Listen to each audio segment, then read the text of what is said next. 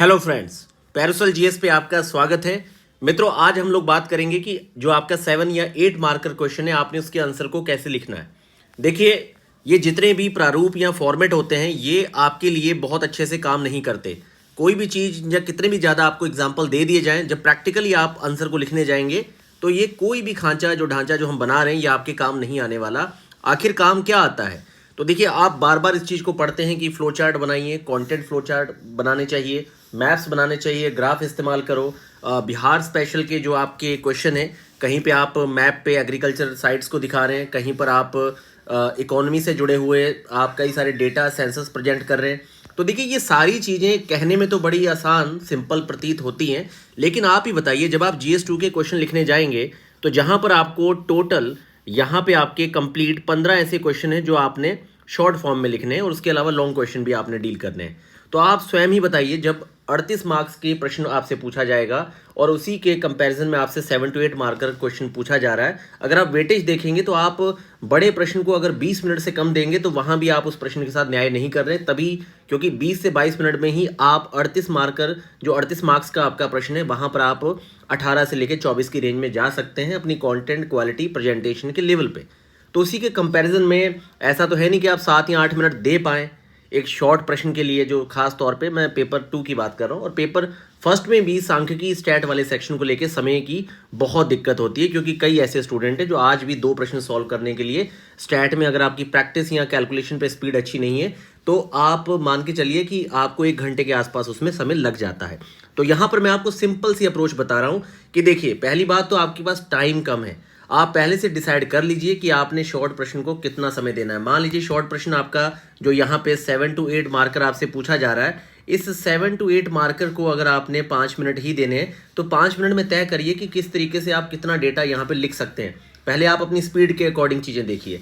अगर स्पीड काफ़ी स्लो है, वर्ड लिमिट स्लो है, तो आपको कहीं ना कहीं कंटेंट फ्लो चार्ट की मदद लेनी चाहिए अपने प्रश्न को बड़ा और अच्छा दिखाने के लिए और सारे आयाम कवर करने के लिए, क्योंकि कंटेंट फ्लो चार्ट की एक स्पेशलिटी भी है। मान लीजिए किसी चीज़ की आपने समस्या है और उसके सॉल्यूशन बताने, तो समस्याएं में आप समस्या की अगर एक एक शब्द में समस्या के टाइप्स भी दिखा देंगे, सामने एग्जाम्पल दे देंगे, आपका काम चल जाएगा।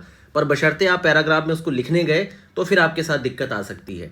तो एक शॉर्ट प्रश्न को लिखने के लिए मैं आपको कुछ बेसिक चीज़ें बता देता हूँ। देखिए फ्रेंड्स, ये जो आपकी चीज़ें हैं, खास तौर पे कि फैक्ट और डेटा आपको इस्तेमाल करना है, कंसाइज आपकी लैंग्वेज होनी चाहिए, फ्लो चार्ट इस्तेमाल करिए, डायग्राम इस्तेमाल करिए।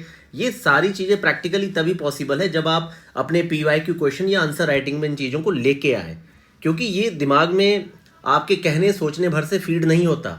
भाई, कहाँ पर आपको डायरेक्शन में किस तरह से आपको कौन सा फ्लो चार्ट इस्तेमाल करना है, किस तरह की फ्लो चार्ट का आप इस्तेमाल करेंगे, कहाँ पे आप ट्रायंगल वाला फ्लो चार्ट बनाएंगे, या फिर किस तरीके से आपको किसी चीज़ के सीक्वेंस को दिखाना है, प्रोग्रेस को दिखाना है, तो ये सारी चीज़ें आपको पहले से बनानी पड़ेगी। कहाँ पर आप ग्राफ दिखाएंगे, ठीक है, सेंसस से रिलेटेड डेटा है तो वहाँ पर आप बार या फिर खास तौर पे चार्ट्स दिखा सकते हैं, ग्राफ्स वगैरह का इस्तेमाल कर सकते हैं। तो ये सारी चीज़ें लिखने पर आपको समझ में आएगी कि इकोनॉमी के प्रश्नों में किस तरीके से, और ख़ास तौर पे अगर बिहार का भी आप मैप बना रहे हैं तो कितना आपने उसे समय देना है। क्योंकि देखिए, अगर आप सेम चीज़ एक छोटा मैप बना के भी प्रेजेंट कर सकते हैं जो आपके 10 से 15 सेकंड बचाता है, तो पूरे पेज में एक बड़ा सा बिहार का मैप बनाने की आवश्यकता नहीं, क्योंकि बड़ी चीज़ बनाने में आपको समय भी 10 से 15 सेकंड ज़्यादा जाएगा। तो छोटी छोटी बारीक बारीक कई सारी बातें हैं जिस पे आपने ध्यान देना है। तो मित्रों देखिए, कुछ चीज़ें तो ज़रूर है कि कहीं ना कहीं ये आपका जो आंसर है, खास तौर पे अगर एग्जामिनर यहाँ पर आपके पास एक पेज है, वो आपके प्रश्न के आंसर्स को देख रहा है, तो हर चीज़ वो पैरा पैरा में देख के बोर भी हो सकता है, क्योंकि कहीं ना कहीं उसके लिए आसान होता है आपके नंबरिंग किए हुए आयाम को पढ़ने के लिए, क्योंकि बहुत ही रीडेबल होता है ये कि आपने किसी चीज़ पे 1 2 3 4 5 ऐसे 6 पॉइंट दे रखे हैं या 7 पॉइंट दे रखे हैं प्रश्न की डिमांड के अकॉर्डिंग, और आपके पास जो कंटेंट है उसके अकॉर्डिंग। तो ये बहुत आसान होता है कि अच्छा, इन्होंने 6 to 7 सॉल्यूशन दिए हैं, या 6 to 7 प्रॉब्लम्स में एग्जाम्पल इन्होंने दे रखे हैं। तो कहीं ना कहीं आप कोशिश करिए कि आप जो है पूरा जो आपके मेन मेजर की पॉइंट्स हैं, आप उसे फैक्ट में दिखाइए। थोड़ा बुलेट पॉइंट्स टाइप की चीज़ें आपको दिखानी चाहिए, इससे काफ़ी लाभ होता है। लेकिन हर प्रश्न पे भी सीधा बुलेट पॉइंट नहीं चलते, कुछ ऐसे अंडरस्टैंडिंग वाले क्वेश्चन आएंगे जहां पर आपका पैराग्राफ काम करेगा, पर उस पैरा में भी जो आप बात रख रहे हैं, जो आपने बात रखी है, कॉन्सेप्ट रखी है, आप उसे तथ्यों के द्वारा, फैक्ट्स के द्वारा जस्टिफाई जरूर करिए। मतलब फैक्ट्स की जस्टिफिकेशन बहुत ज़रूरी है आपकी कही गई बात में। अगर आपने कहीं मानसून की बात की है कि भाई इसका खास तौर पे जैसे मान लीजिए आपने ग्रीन रिवोल्यूशन की बात की है, तो उसके संदर्भ में आपको वहाँ पर फैक्ट रखना पड़ेगा। और ख़ास तौर पे अगर आप उसके कंक्लूजन में दे रहे हैं कि ग्रीन रिवोल्यूशन से आपका जो फूड का प्रोडक्शन है वो बड़ा है, तो आपको ये भी दिखाना होगा कि भविष्य के लिए सस्टेनेबल सोर्स कैसे बनाया जाए एग्रीकल्चर का।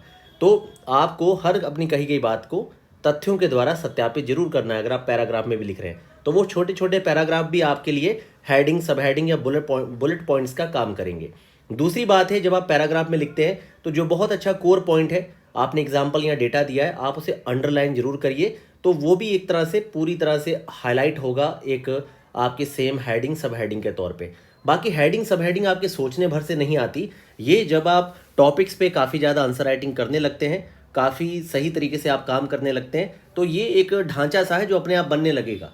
क्योंकि जैसे ही आप इकोनॉमी के प्रश्नों को लिखने जाएंगे फूड प्रोसेसिंग, तो दिमाग में उसके मेजर पॉइंट्स बनेंगे कि ये 4 to 5 इसके डायरेक्शन है, और उन्हीं 4 to 5 डायरेक्शन में आप क्या क्या उसकी सब हेडिंग्स बना सकते हैं और किस तरह से एग्जाम्पल के द्वारा उसे जस्टिफाई कर सकते हैं। मैंने इसीलिए हमेशा कहा है कि मित्रों, आंसर राइटिंग एक प्रक्रिया है, एक प्रोसेस है। जब आप अपनी जीवन का 50वां आंसर लिखते हैं और 500वां लिखते हैं, तो 500 में 500 जब या 600 आंसर में आप आंसर लिखेंगे, तो वो आपके अंदर एक अलग ही चेंज होता है। आप अगर ये चीज़ देखना चाहते हैं, आप अभी उठाइए एक प्रश्न, सिंपल सा, कोई भी बीपीएससी बिहार स्पेशल पे एक प्रश्न उठाइए छोटा सा, आप उसे ही आज लिखिए और एक ट्रायल के तौर पे सिर्फ आपको 10 मिनट देने हैं। आज आप एक प्रश्न लिखिए, सेम प्रश्न को थोड़ा सा पढ़ के आप कल फिर लिखिए, और ऐसे ही आप लगातार अगले 4 दिन तक एक ही प्रश्न को लिख के देखिए। जो आपने पहले दिन प्रश्न लिखा होगा, जो आपने चौथे दिन लिखा, आप दोनों में अंतर देखिएगा। आपको स्वयं अंतर लगेगा कि यार जो मैंने पहले दिन लिखा था वो मतलब 2 से 2.5 नंबर वाला ही मेरा प्रश्न था, आज जो मैंने लिखा है वो लगभग 3.5 से 4 नंबर मुझे दिलवा सकता है। इसलिए कहा जाता है कि जो प्रैक्टिस है वो आपको बिल्डअप करती है। मित्रों, आपके बीपीएससी के अकॉर्डिंग हमारा शिखर बैच जस्ट हमने अभी 13 तारीख को ही स्टार्ट किया है, और अभी तक आपका बिल्कुल वो हमने जो उसमें जो शुरुआत की है, लगभग आपके उसमें हमने 8 एसए के टेस्ट रखे हैं। तो आपको 32 एसए के सिनॉप्सिस हम लोग प्रोवाइड करेंगे, 16 एसए लिख के आप सबमिट करेंगे। बाकी हमारे जो जीएस में 28 हमने माइक्रो टेस्ट रखे हैं। तो शिखर बैच आपके लिए, अगर अभी तक आपने आंसर राइटिंग नहीं की, तो आपके लिए काफ़ी फायदेमंद हो सकता है।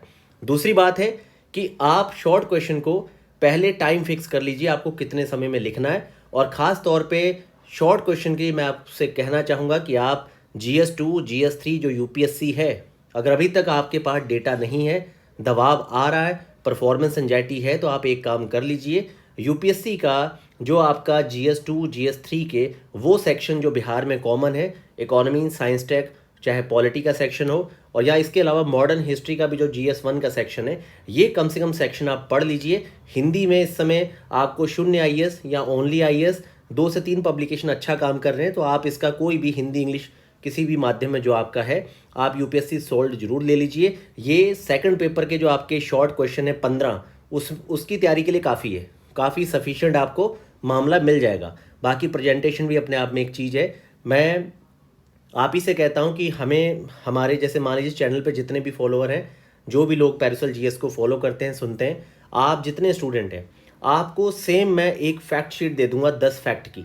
उसी 10 फैक्ट पे आपको इतनी वैरायटी मिलेगी आंसर्स में कि 2 नंबर से लेके 6 नंबर वाला आंसर मिल जाएगा विद्यार्थियों का। ये सारा प्रेजेंटेशन का जो मामला है ये प्रैक्टिस से आता है। कुछ लोगों का मान लीजिए कि गॉड गिफ्टेड होता है कि हैंड राइटिंग बहुत सुंदर है, लेकिन कम कंटेंट के साथ हैंड राइटिंग भी आपका साथ पूरा नहीं निभाती। अगर कंटेंट के साथ हैंड राइटिंग है तब भी ठीक है, अगर कंटेंट आपका बहुत अच्छा है, हैंड राइटिंग बिल्कुल बेकार है, तब भी आप टॉपर रहेंगे, एसडीएम बन जाएंगे। बहुत बड़ा फर्क नहीं पड़ेगा अगर आपने कंटेंट के लेवल पे सबको पछाड़ दिया। तो मित्रों, लगातार पढ़ते रहिए, सकारात्मक रहिए।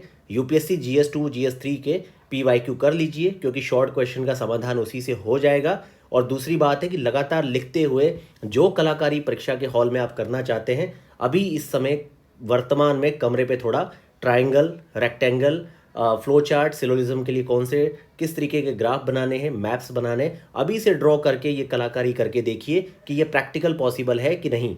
अगर हो पा रही है तभी आप परीक्षा में कर पाएंगे और आप ज़्यादा से ज़्यादा मार्क्स प्राप्त करेंगे।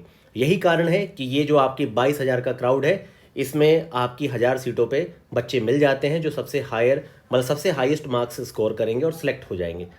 तो इसीलिए मैं आपसे कहना चाहूँगा, बहुत अच्छे से तरीके से चीज़ों को करना शुरू करिए, निश्चित रूप से आपको सफलता प्राप्त होगी।